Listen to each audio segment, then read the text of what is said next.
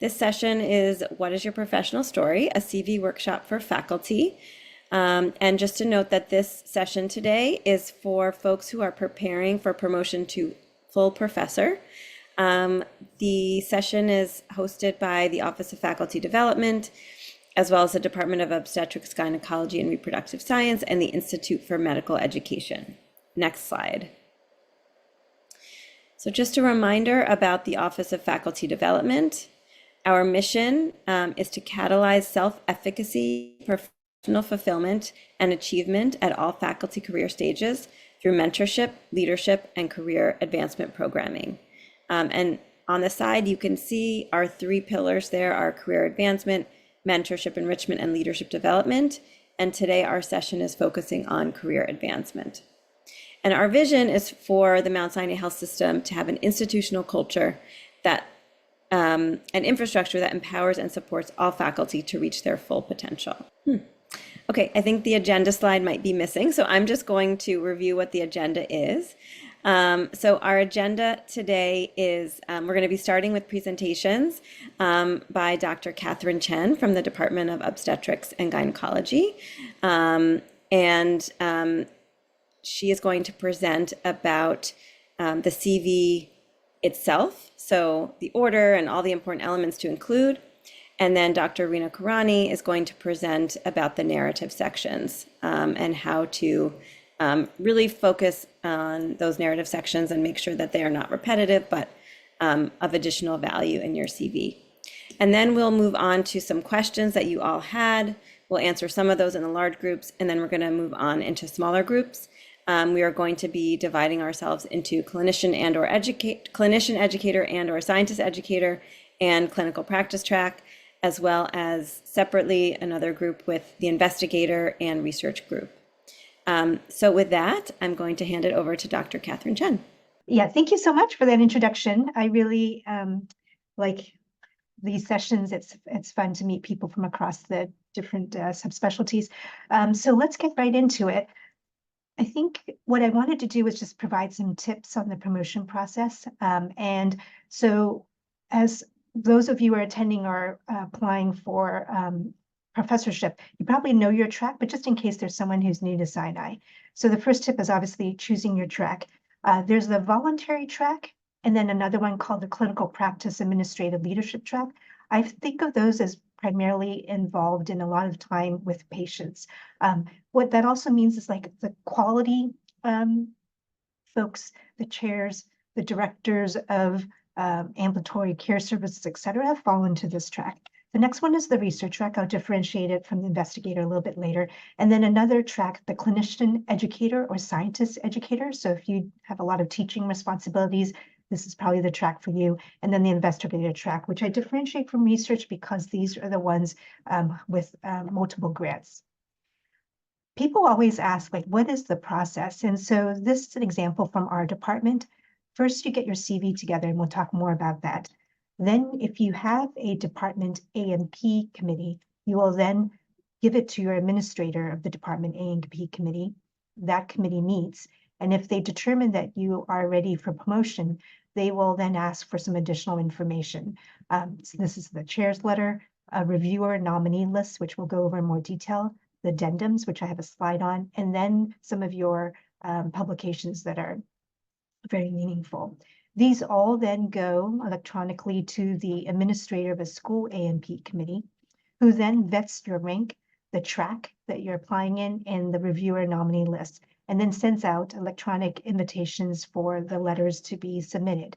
Once the letters are in, then it goes to the subcommittee of the school A&P committee.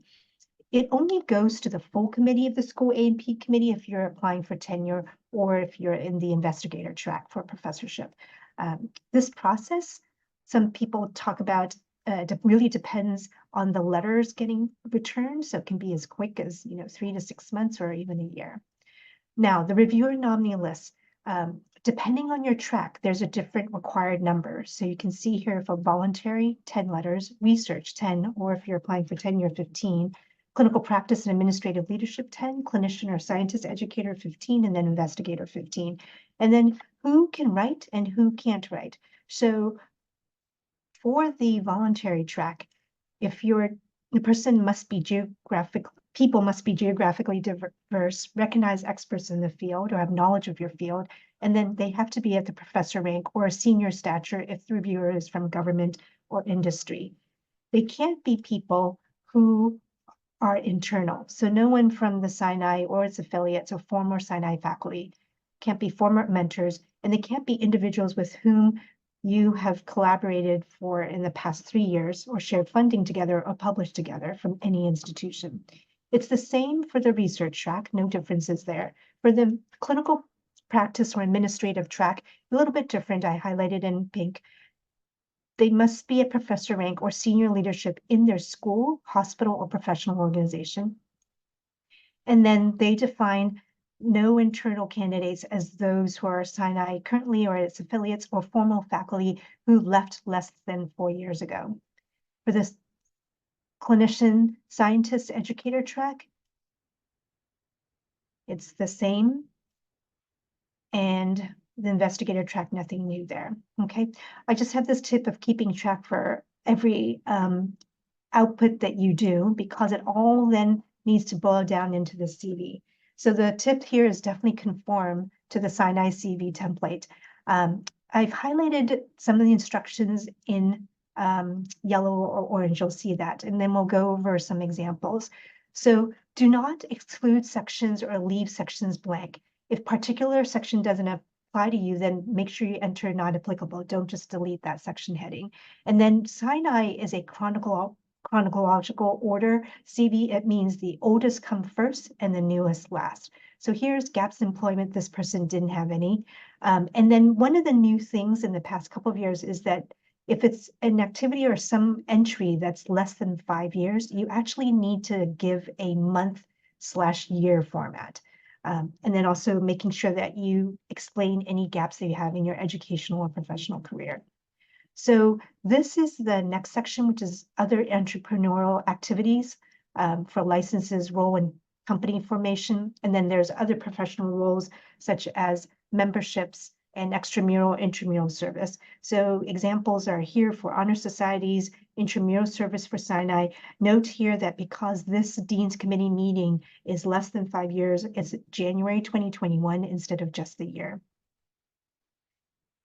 This next section, Dr. Karani will explain much more in detail. And then here, especially for the research and investigator track, grants, contracts, and foundation support, you must use this exact grid and include all the required information. It's separated into past grants, current grants, and pending grants. And then an additional area for clinical trials participation. The next part is about trainees, and I want to spend a little bit more time here. Again, use the exact grid and format for this. And this section is applicable only if you are solely or primarily responsible for a learner's education in a particular discipline. And what I say here is for the program directors, for fellowships or residency, all those people should go on this list because you've developed the curriculum, you're writing letters of recommendation, you're going to continue to mention that they're in good standing. For the researchers, investigators in our group, there are definitely learners who your thesis advisors for, or the PI, et cetera, that goes in here. And so people who you have sporadic interactions with actually go in the teaching activity section. I did want to say this. So I use this kind of touch point as a way to think about putting people on those lists. Let's say the promotion committee decides to reach out to this person. If they ask this person, was the candidate applying for promotion instrumental in your career? If they can answer yes, or they can answer a survey about a bunch of questions about mentorship and so forth, then I think that you can definitely put that person on. And so for training activities, these are the sporadic, not training, teaching activities, these are the sporadic ones that you have, but it's a grid that's quite involved. Look at all the information they have. So inpatient service attending, they want to know about how many people you actually train, how often you do it, what's your rating. So anytime you give a lecture or any teaching activity, reach out to the coordinator who invited you or the person, the faculty who invited you, so to ask them for any of these evaluations. Finally, administrative leadership appointments is a whole section here. I have examples of an administrative chief resident, the position where you actually have bullet points for explaining what you did. It's particularly important for the clinical practice administrative leadership track. Here's a medical director with lots of numbers of things that they did, a chair of a committee, and again, items of what was important. Publications. So this is new. They want the H-index from Google Scholar and the date you accessed. If you're not the first two authors nor the last one, then they want to know what was your role if you're one of these middle authors. And if since you're applying for a professorship, then you should mark any new publications since your last one from associate professor with an asterisk. So here's an example of highlighting your name, bolded, making sure you have your PMID. In this middle author section, putting down what you've done. There's other ones other than peer-reviewed original contributions. There's other peer-reviewed publications, books and book chapters, non-peer-reviewed publications. There's also places to put invited presentations. And for professorship, you want to have a national, international flavor to it. So making sure you put where you've given the talk, or you can group it by local, regional, national, and international. Additional areas, given our high-tech world now, media resource, educational materials go in this section. And then finally, these are the abstracts or poster presentations. I sometimes advise my candidates who are going into professor not to have this section. It's a little bit of a red flag if you have a lot of abstracts, but not enough publications. Then these two, I'm not going to go into much detail, but just to show you that these are the addendums for the clinical practice administrative track. And here's the other one for the clinician or scientist educator track. Thank you so much. I'm going to just pass the baton to Dr. Karani. Thank you so very much, Dr. Chen. It's great to see you all here. I'm going to spend some time talking about the narrative sections in the Sinai CV. So there are 4 sections and then an overall impact section that comprise the areas within the Sinai CV where we are able to, in a narrative way, really go way beyond what the traditional CV would ask us to do, in that we are able to summarize our impact and contributions to some very key areas to the committee. And given that our CV goes to external review letter writers, it really allows us to, I think, demonstrate our impact in a way that's very, very meaningful. So there is the research profile, the clinical profile, the mentoring profile, the DE&I impact statement, and your overall impact statement. And each one of these narrative sections has a strongly suggested maximum word count that we'll talk a little bit about in a minute. So overall section tips, no matter which narrative section we're speaking about, is to really stick to the word limits. So the Appointments and Promotions Committee members are one of the most wonderful group of people, very, very committed to seeing you achieve your goals and get promoted. And the committee spends a lot of time looking at material. So we want it to be respectful to those individuals to make sure that the word limits are maintained, because you really don't want someone to be distracted by 4 or 5 pages of text when you're really trying to share key impact and outcomes of your work. So the word limits are, no one's going to cut you off at 251 words for a section that's limited, but please, please be as respectful as possible to the word limits. Your external reviewers see these, which is really wonderful, because again, it allows you to be very synthetic in terms of sharing the impact and contributions and not rehashing what's in your CV, which can really inform their ability to determine if you meet the evidentiary criteria for that rank in that track. The key is to think about what are the areas of impact and outcome related to those particular paragraphs. So for example, in terms of research, if you are on the research track, this might be where you summarize your research accomplishments and your impact. This is also the area where an investigator is going to really talk about the impact of their work, not listing their grants again, not listing their total funding, not listing the people they're collaborating with. This is really how can you show people through your writing what the impact of your work has been. For educators, this might be focusing a little bit on the area of scholarly work and really how the dissemination of that work has resulted in meaningful impact.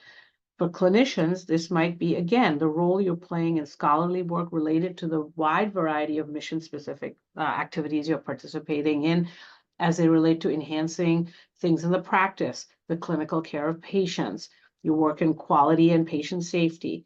This is a chance to really, I think, demonstrate the impact in this critical area. And if you're focused in administration, it depends really which bucket of administration. For example, if you're in academic administration, it might be that you're talking about how your work in academic administration led to program outcomes that are different, or approaches that of how the program is run that are different. If you're in more typical administration, that is administering a QI program, a clinical leadership department, a division, you might be talking about how something impacted patient safety or protocols, or how throughput in a patient environment has really changed because of your administrative efforts. The clinical profile, for those who are not doing any clinical work, and there are members of our Sinai family who are not, we recommend, just like Dr. Chan mentioned in other parts of the CV, do not delete subtitles or areas within your CV. You can absolutely just write not applicable if that is a particular area of work that you are not engaged in. In the clinical profile, you might talk about particular areas of expertise and focus. And again, this evidence of impact. What's your patient referral reach? Are you getting people from the regional area? Are you a sought after clinician for second opinions or complex patients? Have you been involved in, awards, getting awards for your clinical care? You have patients who are exceptionally satisfied with your care. This is it's trying to prove evidence of success and impact that go beyond typical lines that you see, you're seeing patients for 35% of the time, et cetera. So be very, very thoughtful about how you can demonstrate impact. The overall impact statement has a higher word count. So in comparison to the other narrative paragraphs, which were limited to 250, the impact has a word count of 500. And this is really to think about your entire portfolio of work. Almost every one of us here across the organization have multiple roles. We might have a clinical practice as well as administrative leadership, or you might be doing some research and investigation as well as some teaching. You want to really think about that portfolio of work that you're engaged in and what is the significance of that work together. Like, how does it describe you and the impact that you have had? Recognizing that the promotion to different levels of the professoriate require you to demonstrate evidence of impact at a regional level for associate professor, a national level for professor, and in the case of investigators, those who are going up for professor have to show evidence of international recognition, if you will. You really want to make sure your examples or how you describe the impact provides evidence of that reach, of that impact at the regional level. So for example, if you are at the associate professor level trying to demonstrate evidence of impact at the national level, then your synthetic paragraph that is describing what the evidence is not going to be limited to the regional level. It's not going to be limited to the health system level. That's when you're now trying to show how your activities have had an impact at the national level and share examples of that.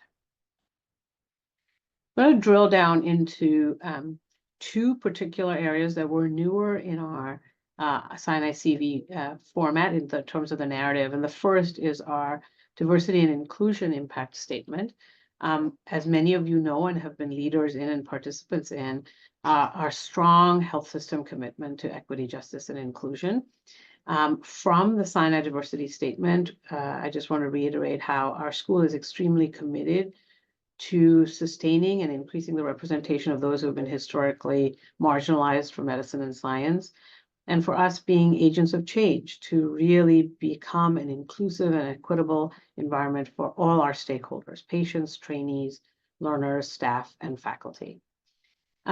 If we just go back to the definitions that we use at the institution, these can help as you think about this paragraph.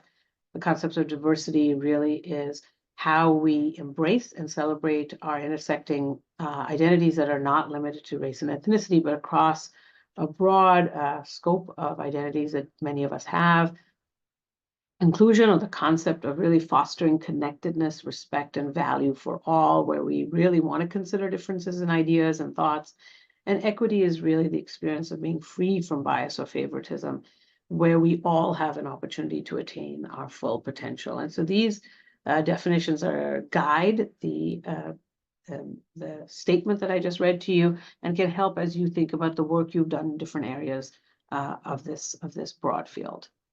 So the statement guidance for the DE&I narrative in the Sinai format suggests that in no more than 250 words, we want to describe ways in which you have fostered diversity and inclusion here or elsewhere. We recognize that individuals are being recruited and come to Mount Sinai having had different experiences at other institutions. And so we recognize that if you're new to Sinai, you will be describing things that you plan to participate in, and you recognizing that you have read the diversity statement and are thinking about how you might contribute to it.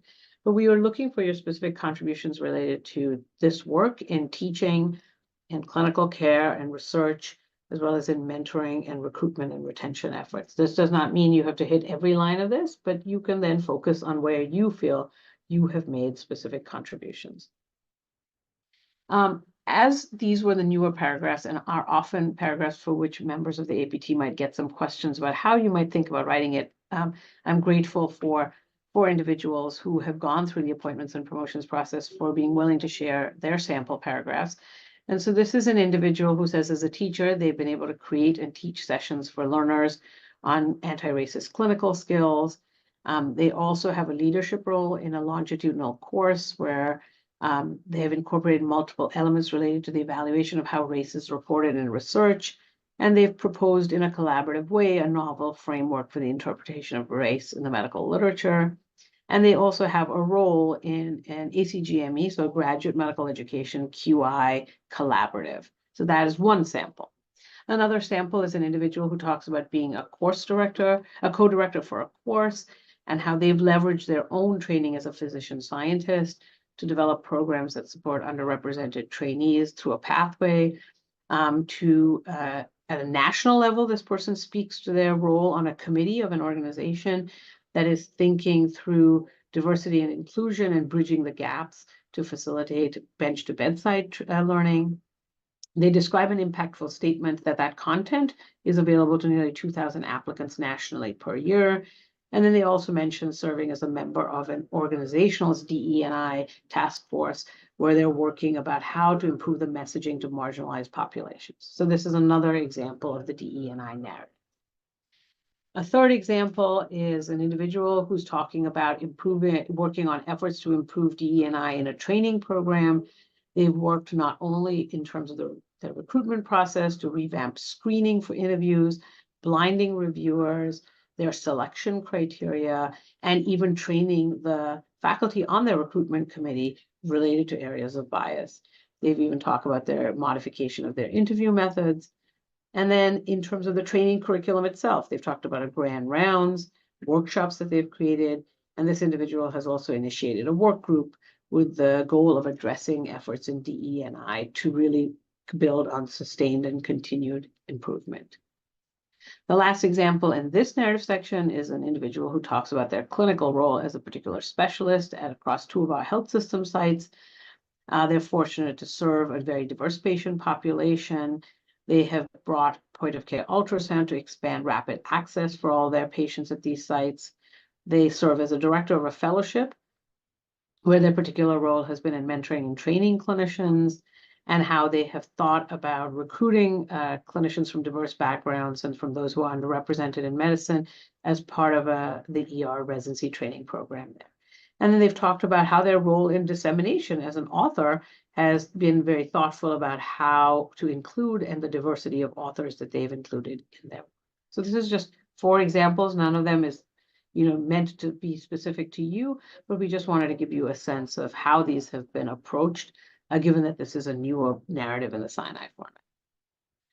The next profile that allows you to provide a narrative that we want to dig a little deeper into is the mentoring profile.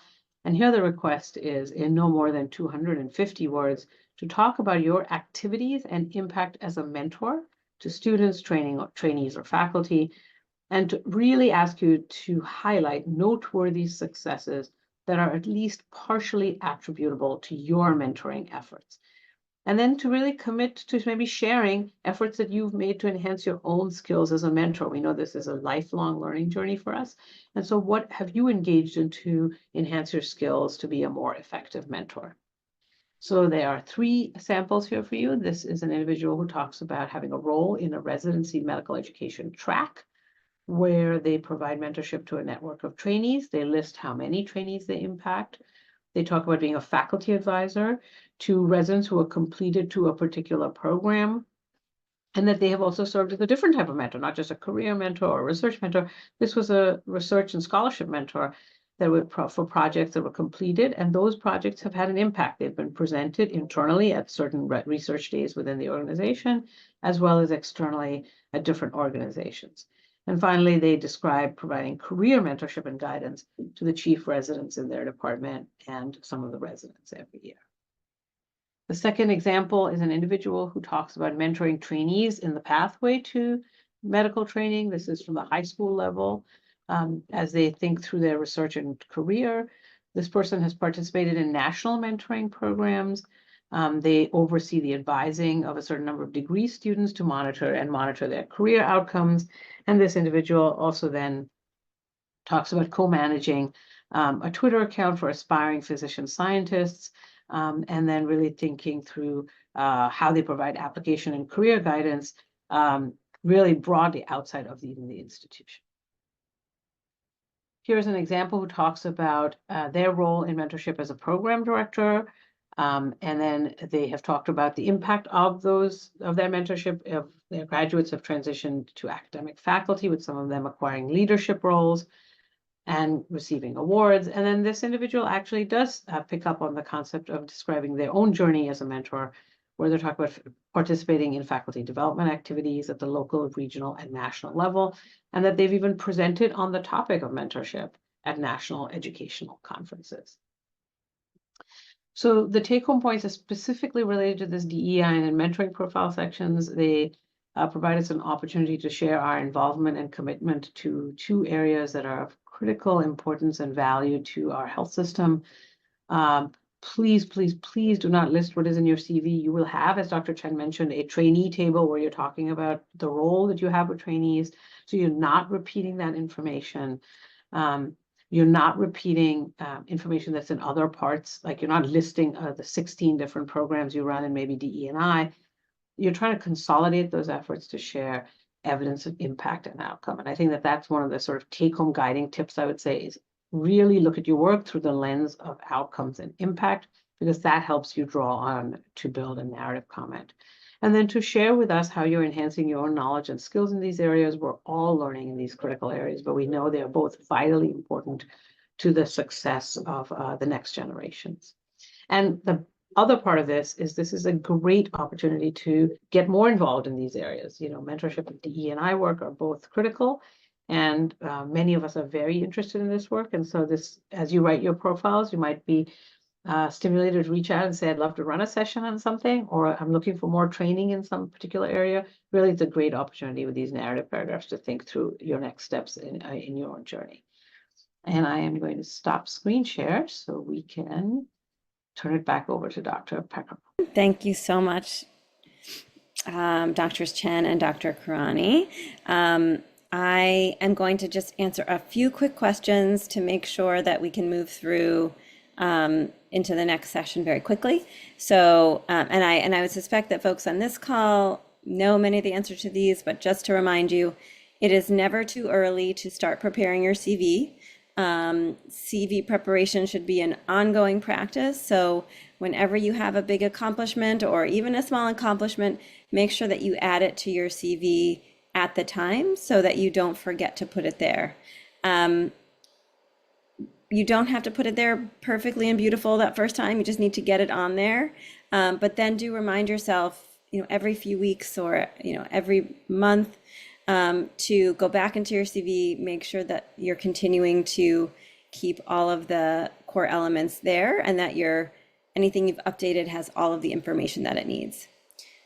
When you are preparing for that next step of actually putting up your packet for promotion, set aside depending on how organized you were ahead of time, 3 to 10 hours to really fully update the CV. And to do a couple of other things depending on your track, because it can take time to really make sure that it's as it should be, that all the information is there, and you may need to seek out additional information to fill in some of the blanks. Is there a minimum number of years that one is expected to be at a certain rank prior to candidacy for promotion? So there is no minimum. It would be unusual unless someone is, transferring from an outside institution to be at any rank for 1 or 2 years before being promoted. But again, there is no minimum. There is only a maximum for only 2 tracks. Actually, only 1 track, the investigator track. Investigator track only has a maximum aggregate time. So 7 years as assistant, 9 years as associate, and 10 years as professor without tenure before going for tenure. Do you have, any suggestions about sort of seeking feedback for your CV? So I would suggest reaching out to leadership in your departments, whether it's your chair, your vice chair for faculty affairs, or your department mentoring lead, which is also on the OFD website. And I would seek their advice 3 to 6 months in advance, so they actually have some time to review your CV and make any additional suggestions that they might have. Next slide.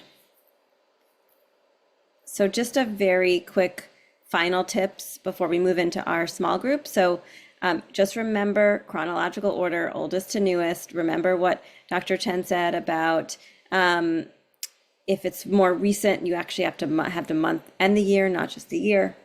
Remember to add accomplishments as they happen. Use NA to complete a section that you might not have any information in. Star all the papers since your last promotion, and again, remember to write a statement about your contribution to the manuscript if you're not first, second, or last author. And then just for some letter writers, you can ask letter writers ahead of time to make sure that they're willing and able to write a letter for you, but they cannot submit the letter to you. They must wait for the official ask from our APT committee and send it directly to our APT committee. You can utilize your network, societies, mentors, and supervisors to help you find writers in your field or fields. For some of you who do collaborative work or work across different departments and institutes, it's very possible that your letter writer might not be in your department, but they might have an expertise in something that you're doing. Just so you know, if a letter writer does not complete the letter by the 3rd attempt, they're actually just asked to complete a form. And if after that 3rd or 4th attempt, they're not getting any responses, you may be asked to provide additional names of letter writers. And then next slide, I think this is our introductions. Okay, so this is just a note to who is going to be in your panels. I'm not sure if Dr. Powell will be there today, but we will have Dr. Chen, Dr. Karani, and myself in the clinician educator and/or scientist educator and clinical practice track. And then we will have Drs. Benjamin Chen, Drs. James Beaker, Dr. Megan Horton, and Dr. Stephen Salton in the investigator and research track, and that will be moderated by Dr. Naomi Shaw. So with that, I believe Sam is going to send us out into our rooms. Here we will start the breakout room for investigator and research tracks. And I'm a member of the APT committee and also run the research committee, subcommittee of the APT committee. Oh, fantastic. Welcome, Dr. Sultan. And Dr. Chen? Yes, hi. Good to be here. Ben Chen. I'm faculty in the Department of Medicine, Division of Infectious Diseases. I'm a professor with tenure. I do HIV basic research, and I'm also the vice chair for research and serve on our departmental A&P committee, which is chaired by Dr. Shah. Great. Thank you so much, Dr. Chen. And then Dr. Horton? Hi, I'm Megan Horton in the Department of Environmental Medicine and Climate Science. My research focuses mostly on using MRI to look at structural and functional changes in children's brains following environmental exposures. I've been at Sinai about 11 years, and since I was an assistant professor. So through both stages of promotion. Great, thank you. And Dr. Beaker, did I say it Hi, correctly? I'm Jim Beaker. I'm in basic science department, cell development and regenerative biology. I've been on the A&P committee for quite a few years. I'm also the junior faculty advisor for my my department. Fantastic. Great. And I'm Naomi Shaw, and I'm Assistant Vice Chair for Faculty Affairs and Department of Medicine, and also the Associate Dean for Faculty Career Advancement. And I'm actually on the SE track. I was Program Director for a fellowship for a long time, but I'm also a physician scientist and have a research program on sleep and cardiovascular disease. So with that, maybe we can get started. I do have questions from some of you who are probably here. So let me just start off with the first question, which is, what is the APT committee looking for when evaluating candidates in the research and investigator track? And so maybe because we have a small group, if you want to just put next to your name, if you know how to rename on Zoom, what track you're on, just so I get a sense of how many folks are on the research track, which is usually fewer folks than the investigator. But if anybody wants to take the first question about really what is the APT committee looking for when evaluating candidates? Perhaps I'll start with Dr. Beaker since you're unmuted. Go ahead. Yeah. So, for example, for the research track, certainly you might consider that more of a core service. I mean, the fact that you're providing an important service either within the complete department or for the institution, it provides a critical role. So, for example, some of you are familiar with, say, Dr. Kevin Kelly, who used to run the mouse genetics core. That was clearly someone who provides a very important service for the school. He was on the research track, and so he was certainly ultimately promoted to full professor. That would be the research track. And just very briefly on the investigator, which we'll probably talk about a bit more, that is very different. You need to have your own research program, your own grants, your own publications, and really sort of your own small business in a way.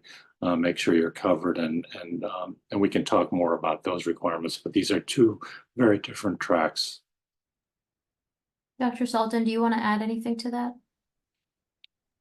I think Jim pretty much described it all. I would say that in the research track, we do see pretty diverse candidates, and some almost approach what we see in the investigator track. So they're somewhat diverse and a little difficult to a certain extent to pigeonhole. But I think Jim said it accurately that clearly research track is more sort of a service orientated position for the most part. Many of the statisticians who are here at Sinai, many of them fall into the research track as well, in that they probably don't run their own lab. They provide really critical insight into a lot of other people's research programs. Right. And for those who are attending, if you have a question as a follow-up, please just raise your hand. I'll try to get to you while I'm going through the questions that we have pre-populated. So along the same lines then, and given we have 3 research track folks, maybe focusing on that, how many publications are appropriate for associate professor and full professor on the research track specifically? Ben, do you want to take that? Yeah, sure. I think one of the additional considerations is a little bit of an answer to the first question as well, which I think has an influence on how one might consider how many publications is appropriate. I think for both the research track and investigator track, certainly, definitely for the investigator track, you're looking for not only local impact at the professor level, but like a regional, national impact. And I think much of that comes through publications, but participation in societies or technical, like if you're working on flow cytometry as a core leader of a core, or the animal facility, I think contributions not only to as a technical support for folks, but also contributing academically on in those areas as well. And I think a lot of that, certainly impact factor may not be as much of a consideration for the research track, but certainly I think that also comes into play as well. So if you're asking somebody from the outside to evaluate your CV, then I think it certainly helps to have that sort of regional, national, and international impact as well. Great. Dr. Horton, do you have a number that you use in terms of the number of publications, the H-index? Is there a number that the folks on research track need to be looking for either associated to professor or, sorry, for a full professor? I think it's a tricky question and something that we talk about, particularly in environmental health, very often, because it's the balance between high impact papers and quantity of papers. And I think when we're in the last panel discussion, we talked about that if the papers are higher impact, you might not need as many of them. And so to be sure to balance that, and if they are higher impact, to annotate them. So that the reviewers can see that, perhaps a high ranking journal in environmental health is 6 or 7, but to note that this is a high ranking environmental health paper, or if it has won any awards in environmental health. And so to balance that, like I said, the high impact papers versus the overall quantity of the papers. But I don't have an absolute number. Right. Yeah, I would agree that I don't think we really go for an absolute number. I think it's just, we look at the impact, and as was pointed out, if it's annotated, that way if someone's a middle author, you can say, oh, okay, this is what this person contributed to the paper. And it's looked at as a whole. I don't recall us ever really talking about this person doesn't have enough papers. Again, as was pointed out, obviously the more high impact thing is like, that's great. And that can, but there's no, I'm not aware of any number issue coming up for either track. Great, thank you. That's very helpful. Go I think ahead. maybe add one thing to that would be the trajectory of the papers, that in the beginning, many of your papers are first authored or middle authored, but in order to achieve full professor, that it does have to look like you're independently leading the lab. So you're the senior author in more of the papers from recent years. So pushing the senior author papers towards the end of the trajectory. Great. So along the same lines then in terms of grants, right? So another question is how many grants are appropriate for associate professor and full professor on research track? And then if you can also comment on, being a co-I on a grant versus actually say maybe being an MPI, does that help? Is it, say you have 4 grants as a co-I, but then you have one as a PI or MPI, is that weighed differently in terms of promotion for folks? And maybe I'll just see if Dr. Sultan, do you want to answer that? And I call Ben by his first name because we work closely, so I apologize, Ben. But it's going to be hard for me to call you Dr. Chen, but just clarifying that. So go ahead, Dr. Sultan. So, I mean, I think what we're looking for on research track is someone who is contributing to multiple projects, and that probably, we can see that by co-investigator roles on grants. So we're not necessarily looking for PI roles for research track. We're looking to see if somebody is really contributing to other people's research outputs. And that is the same really for papers as well. So we're not necessarily looking for senior author papers for somebody on the research track. That's a possibility. We do, like I said, see a really diverse group of people that, that essentially there's a full gamut of papers, some more senior author than others. But what we're really looking for, again, are contributions to sort of the research output of the institution. And we can see that by co-authorship, and we can see that by co-investigator grants. We don't differentiate PI grants from MPI grants, but we're not necessarily looking for that for research track, or that's something that we would look for, obviously, for investigator track.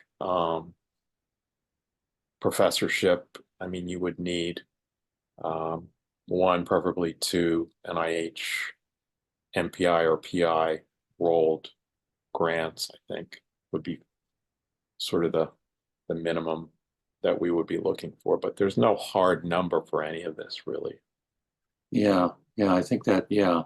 I mean, I agree. I think, again, to differentiate the two tracks, with research, it's, as Steve said, it's, contributions. So a good way to assess that is co-investigator or middle authorship on papers. But that's very different on the investigator track. You've got to have senior author papers, and you've got to have either PI or MPI.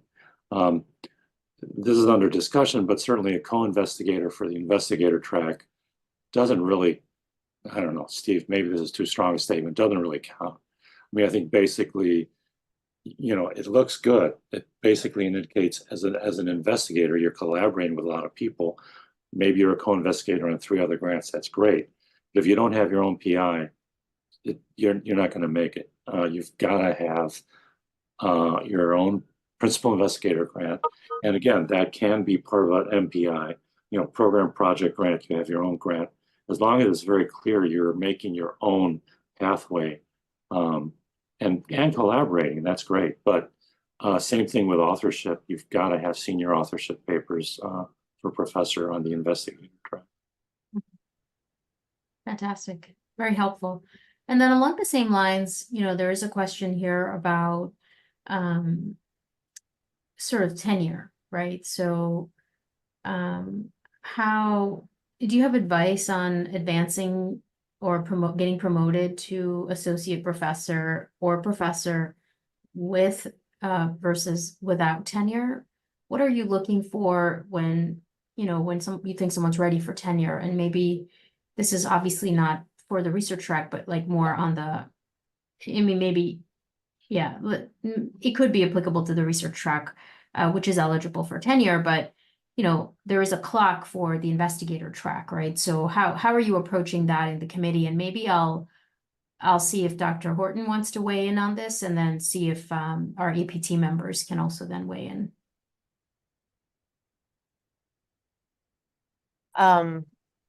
Weigh in on whether to go up for both at the same time for full professor and tenure. Yeah.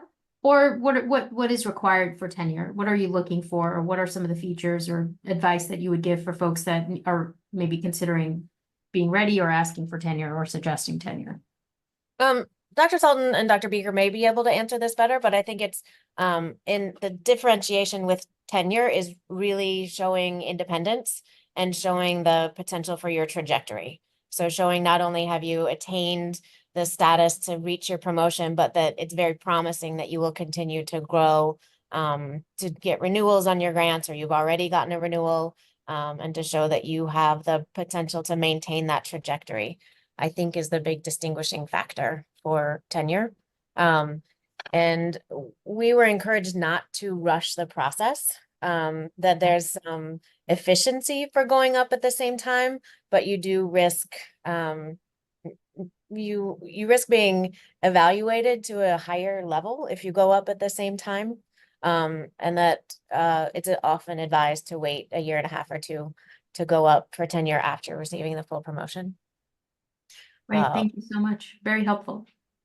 Yeah, go ahead, Dr. Beaker. Yeah, I think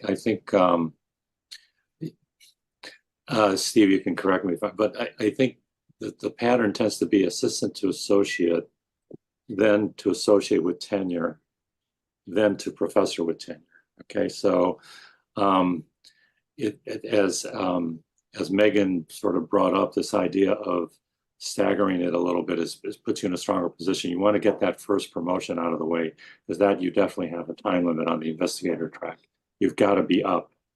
You've got to be promoted by your 6th year so that you're promoted by your 7th year. I mean, you have to.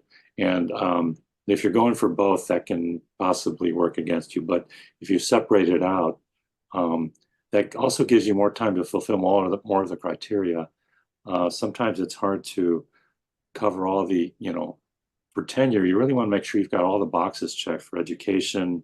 Maybe you're now more of a leadership person, you're on study section reviews, you're reviewing for journals and grants. You're doing teaching, you're continuing your publication, you're mentoring. It's hard to do all of that quickly up front, but then it gives you a little more time to pop all that together so that you fulfill tenure criteria. And then for a professor, you could argue that it's more of the same. You just want to keep the trajectory going in that direction. Anyway, I'll stop there. Steve, if you want to. Thank you. Yeah, I think you pretty much hit all the sort of main salient points. I think maybe tenure is sort of about both trajectory and accomplishment. So, for example, we may be looking to see if you're getting a second wave of NIH grants renewed, perhaps. Some kind of clearly we're looking for international reputation, and I think we tend to look at that level for someone who's successfully gotten a large number of initial grants funded over the years and then has been able to get another wave of grants. So again, it's trajectory. It's kind of trajectory that is reinforced by what your accomplishments are. And I think we're looking at that for tenure. I'll probably stop there, I think. Tenure is kind of undergoing within the APT committee some better definition. And so that is, we're meeting as a group repetitively trying to come up with a more transparent, yeah, group of things that we look for without having it be a punch list. So, so there'd be some flexibility there, but that's kind of in the works, and hopefully that will, at some point, once it gets approved through the board, will go on to the website. It's in its early stages. So more to come on that, it seems like, and it seems like there's definitely an appetite for it because there's room for clarification on the process. So that's great. We have about 2 minutes left. I just want to check in with our participants if they want to ask any questions before I go to the last question that I had.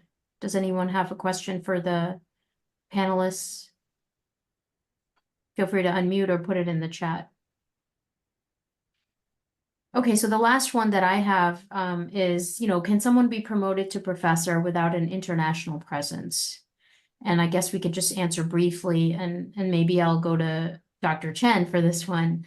Do you mind just sort of maybe briefly letting us know what you're thinking about that or what you've seen? We have less than a minute, just letting you know. I think, well, certainly a lot of the national societies, meetings, publications, if you gain prominence nationally, I think that there's definitely like a fuzzy line between national and international, but I think participating in I think in brief, yes, but I think it's a matter of achieving appropriate recognition and a profile which is prominent and nationally, which I think in many cases does translate to international meetings. Yeah. Not sure if what you have a letter who came from Europe that covers that right away. Committee will say, okay, we got a letter from France, Italy, Germany, Ireland. Anyway, I see.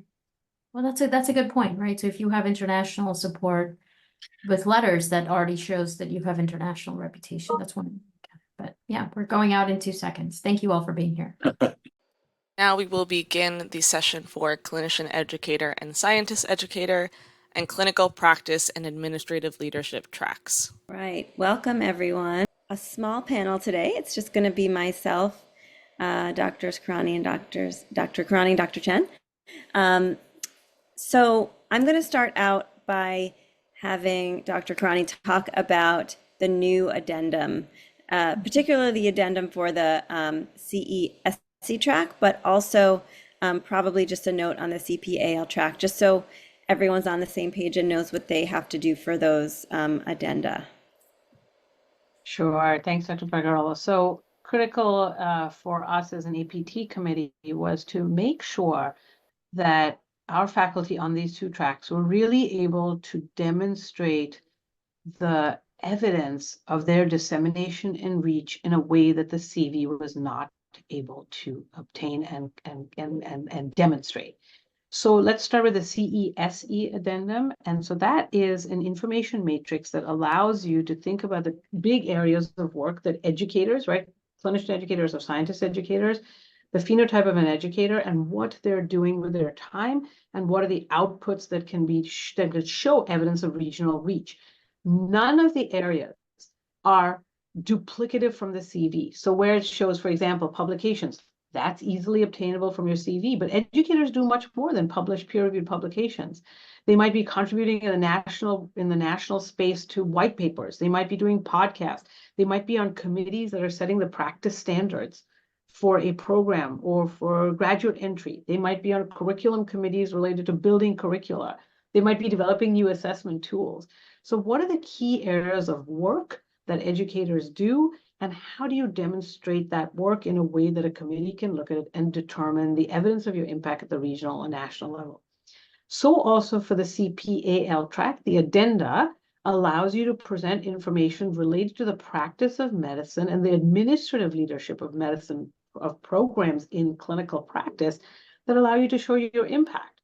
So it might be the volume of patients, the number of referrals, your patient satisfaction scores. The newer information matrix is definitely the CESE track. And our hope, at least from the committee's perspective, is that the CPAL information addendum will become as nuanced and clear as the CESE information matrix. You will find that the CPAL one looks like it has some redundant information from what's in the CV. The CESE one has been very, very clear that it's completely not. And I'm going to put in the chat as we go through the next couple of questions to show you a link on our APT site that allows you to see what materials we glean from the on the CESE track from your CV and what we glean from the information addenda. They are absolutely complementary, but it was really to make sure the committee does not lose sight of the fact that the work you do and the impact that you have is broader than what traditionally might have been considered the only way to demonstrate impact, which was the peer-reviewed, paper. So I will put that in the chat in 1 nanosecond as Dr. Pecorello goes on to the next question. Awesome. So, Dr. Chen, maybe you can answer this question. Do you have suggestions for framing one's professional track on the CESE track? It's kind of similar to what Dr. Karani was talking about, but if you don't have the traditional milestones, you don't have lots of publications, how do you sort of tell your story? And one of the questions that, one sort of group of people that might fall under this are clerkship directors, medical directors, right? How do they tell their story when they're doing a lot of education, but maybe not doing a lot of publication? Yeah, so I would say that obviously in the profiles that you're discussing, so there's the education profile and then also how your mentoring is the other part. The committees that you're part of, so other administrative responsibilities, extramural committees or professorships, I think is really important because of the demonstration that you're outside of the local regional area, but more in the national and international arena. Any products you make from those committees would be great to somehow list them in some way. And then the training grid should be very robust. The trainees, how many people that you've influenced in your career, advised, as well as in the teaching activities. So those are the other arenas. I like the media representation there because I always say if we can find it on the internet, what you've made, it should go in that area. Awesome. So someone put in, right, so Dr. Crowley just answered the question because that came up as well. So I think just in general about publications, so there's no magic number, but one of the questions came up is that can it be non-peer reviewed publications? Do those count? Do other types of publications count, like blogs and opinion pieces and narrative medicine pieces? So, you know, what do you both think about those types of publications? Yes, actually, right. So one of the changes to the Sinai CV, which is another tip to say, please, no matter when you built your CV, so you guys are going up from associate to full. Your CVs might have already been done, and you're probably, you know, exceptionally happy that you have it in the Sinai format. Please note that in early 2023, the Sinai CV format had an update. So you need to go to the website, look at what you've already got, and fill in the parts that you haven't already have evolved, including an expansion of the publication section to include things like blog posts and other types of articles, and making sure that you put those up there. So absolutely, they do matter.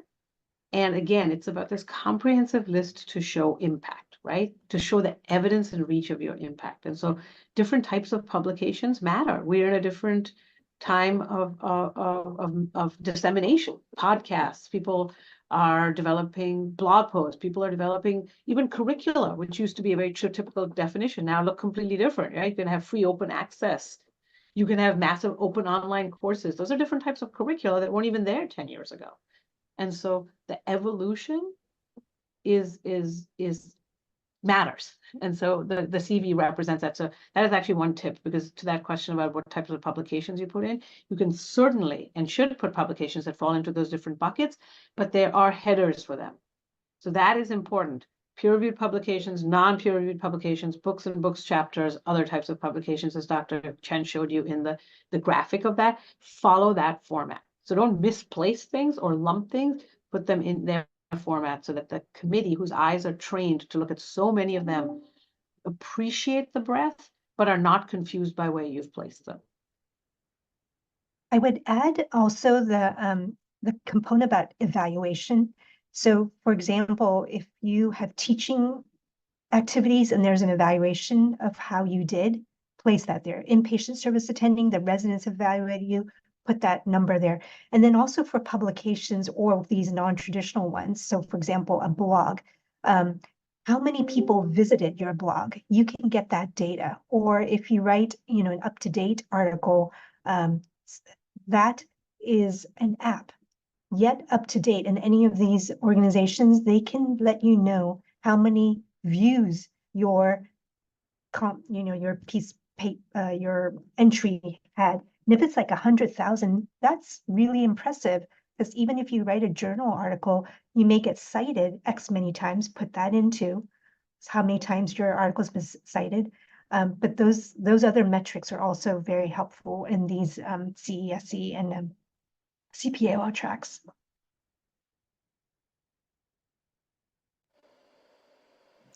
Thank you both so much. I'm trying to sort of go through some of the questions because we've sort of answered a lot of them already. I think one of the questions that has come up for folks is how can someone who's 100% clinical get promoted if all they're doing is clinical work and they don't have time to do research and publish papers? So I think we've sort of answered this already, but are there specific ways for folks who maybe are not educators, but who are strictly clinical, to make sure that they are building their CVs to get promoted to professor? So I'm happy to hear also Dr. Chan and you, Dr. Parker, all your thoughts. I would say that it is important to get involved in ways that matter to your practice. So if you're helping design a different approach to patient throughput, if you're looking at quality and patient safety with leadership in your division or department or practice, if you have an opportunity to serve as a leader in that clinical practice and what those opportunities look like, if you take data that you get based on practice performance and use that to guide QI work, So some of it is, how does one think about making things count twice in an environment that I recognize and want to acknowledge is very stressful? There are lots of stressors as a clinician that are very, very difficult to then think about doing more. And so I want to acknowledge that in that space, that it's very hard to say, just do more, because I don't want that to land. I do not want it to land like that. And maybe this is an opportunity also to sit down with your clinic director or practice or site director to think about how to be part of the QI efforts or the quality efforts or the patient safety efforts in your work, that can really be of benefit to the program, and therefore take you from a level of doing your clinical work to sort of using your expertise and skills to actually make either the practice better or help other practitioners in your practice. And I'm happy to hear other great ideas, I'm sure, from Dr. Chen and Pecoraro. I'd like to advocate for joining committees within the city and within the state, or your leadership organizations that are not national, but like in the district, partly because that will show your kind of reach, but then in addition, it helps you with getting people who can then write letters for you. Yeah, I think those are both great. So committees, leadership roles in societies, speaking, getting, one other beautiful thing about the post-COVID era is that you can do grand rounds remotely in many circumstances. So I would recommend reaching out to your colleagues at different institutions to say, hey, this is like my niche. This is, the thing that I love to talk about. Is there a way I can do grand rounds at your division or your departmental, grand rounds? And we've had a lot of those kinds of folks come to us in our divisional grand rounds. And so I know that folks are always looking for speakers who have interesting things to talk about, who have a clinical expertise or an educational expertise. So that's another way to develop that regional and national reputation. It doesn't have to be sort of the traditional ways of, having to have a data and research that you're showing. Also, of course, there's always case reports. So, you can always present case reports at regional and national meetings as well. But my sense is that they do really want to see some kind of leadership. So whether that's internal leadership or external leadership in societies, those things can be really helpful for the next level of promotion. One other thought that I might like to add here is just the idea of tenure, and which tracks are eligible for tenure and what tenure actually means. So I'm wondering if probably Dr. Karani can mention a little bit about tenure and what which of these tracks can do it and what it means to get it. Yeah, so at Sinai, there are all but 2 tracks are eligible for tenure. That is the researcher track, the investigator track, the clinician educator or scientist track. And the 2 tracks that are not eligible for tenure, as Dr. Pecoraro mentioned really at the outset of our time together, are the clinical practice administrative leadership track and the voluntary track. Those are 2 tracks that are not tenure eligible. I hope that in our lifetime that will change for those who are on the CPAL track. And, I spend a lot of my time trying to raise that topic, and I hope to see change in the near future, because I strongly and very, very deeply believe that the mission of our clinical work is really what holds us up as an organization and system. At Sinai, and I'm going to pull it up too and send it to you, that tenure at Sinai is determined, that the application for tenure is determined by the department chair. So this is not something that the committee suddenly decides for every application that arrives whether they're going to give it or not. The chair of a department decides as the leader, putting up somebody for promotion, whether they're going to propose that individual for tenure or not. The tenure subcommittee of the Appointments and Promotions Committee looks at tenure applications separate from promotion applications, because the evidence for tenure is that you far exceed the criteria for that rank. there are individuals on the investigator track who go up for tenure at the associate professor level. On the CESE track, that is extraordinarily rare. I have not seen it in my 10 years on the committee. It is usually tenure is requested when someone is going up for the professor rank, and it's a separate discussion. So the vote on promotion is one vote, and then there is a different discussion related to tenure on which a vote is taken. So one thing to think about as you meet with your leaders and think through your promotion is to ask your chair, once you've looked at tenure, the definitions of tenure, is to just have that discussion with your chair. Is that something your chair does? Is that something that your chair would be interested in doing to support you, support your application going forward? And it is important to know that the tenure petition can be completely separate from the advancement decision. So you could apply for promotion to professor and very separately at a subsequent time make an application for tenure. So they don't have to be simultaneous. That's an important thing to remember. But I'm going to pull up the tenure guidelines, if you will, just to give you a sense of that. And I'll put it in the chat.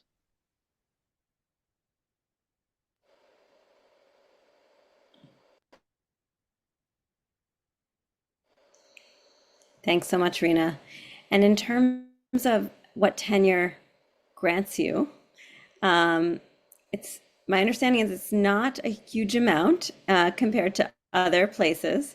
And actually that I recently discovered, and correct me if I'm wrong, that taking a sabbatical does not depend on tenure.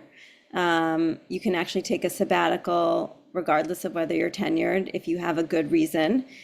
Typical sabbaticals here at Mount Sinai are not very long.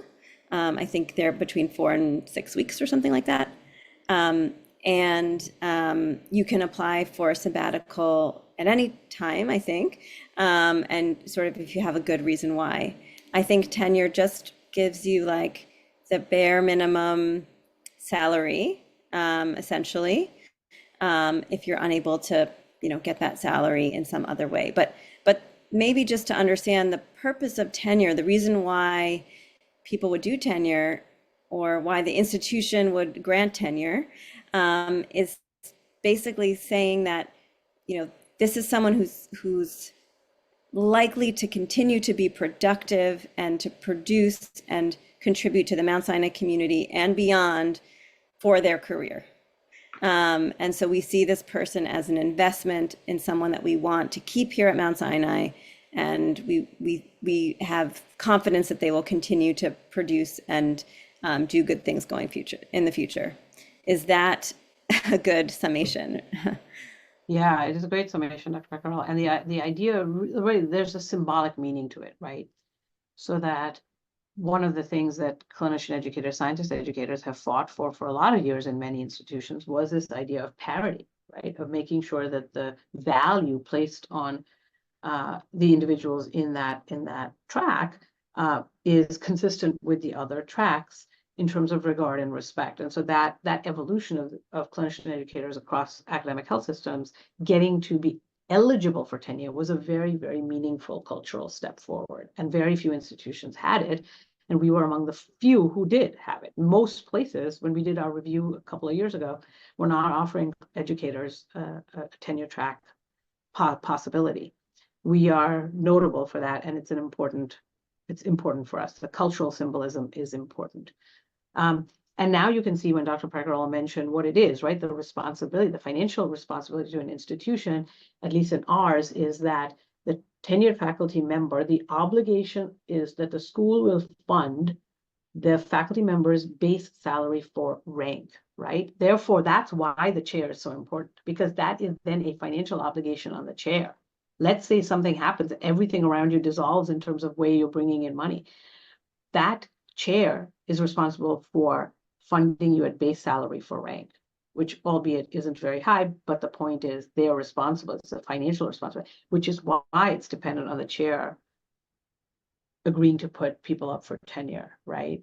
Because then that level of responsibility is theirs to bear across their whole department. So that's the key there about that hinging on the chair because financial obligation is theirs.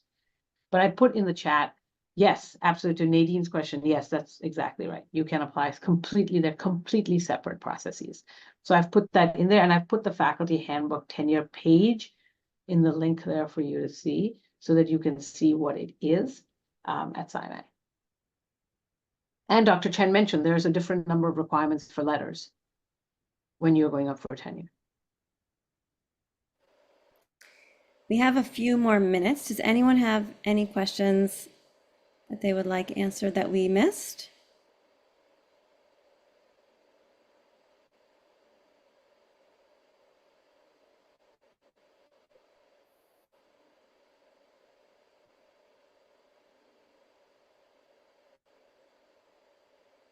Does everyone feel like they know who to contact within their departments to ask for assistance and advice? It's usually one of two people. There should be, many departments have a vice chair of faculty affairs or something like, sounds like that, or many departments have a mentoring champion or leader. We are updating our website. Some of those names are not correct. And then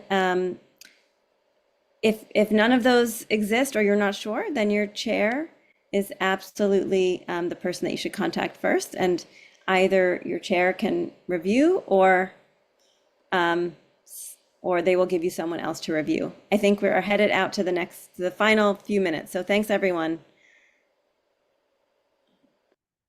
All right. Well, I just wanted to thank everyone. First of all, thanks to our amazing speakers, presenters, and panelists. We couldn't do this without you, and we appreciate the time you took to be with us today. The recording will be available within a few days, and we will send it out to you. Thank you, everybody. Enjoy the rest of your day. Good luck on your promotions.